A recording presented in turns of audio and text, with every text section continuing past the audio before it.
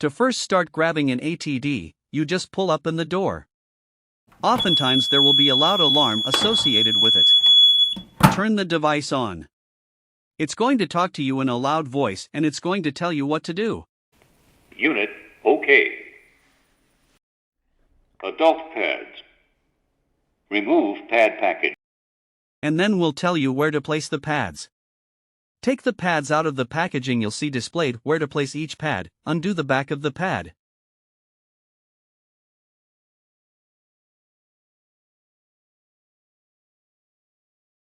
Attach pads to patient's bare chest. I'm placing this pad in the right upper hand side of the chest with the centerpiece over the breastbone. Then with that in place, I take the other pad, take the sticky off, and again following the diagram.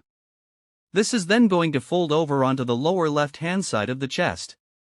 If the device tells you that a shock needs to occur, have everyone stay clear of the patient, don't touch the patient and press the shock button on the device.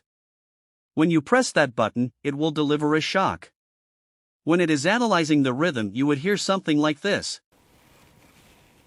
Stay clear of patient. Analyzing. Shock advised. Stay clear of patient. Deliver shock now. Then you would press the button to deliver the shock, making sure that no one is touching the patient, and then that way you stay clear of getting shocked yourself. Shock delivered. You press the device. Begin CPR. It delivers the shock, and then again afterwards, if you know CPR, you can go back to doing CPR. This device provides the area where you should be doing CPR. This little circle with the diagram dark CPR is where you can do CPR, so on this patient. Push harder.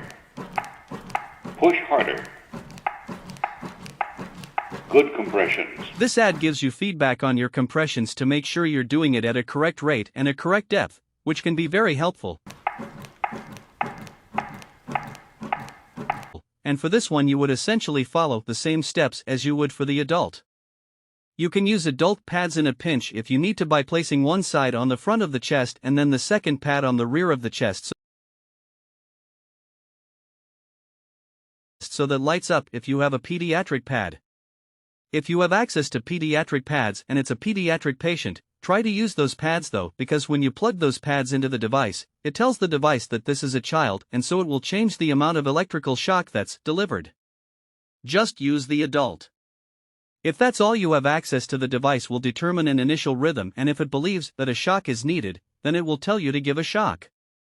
If the initial underlying rhythm does not need a shock, then the device will tell you to start CPR. There are a couple different ways to perform CPR in a child. We're going to be doing a 2-finger push into the chest like this. Another method is to grab the child around and use your thumbs.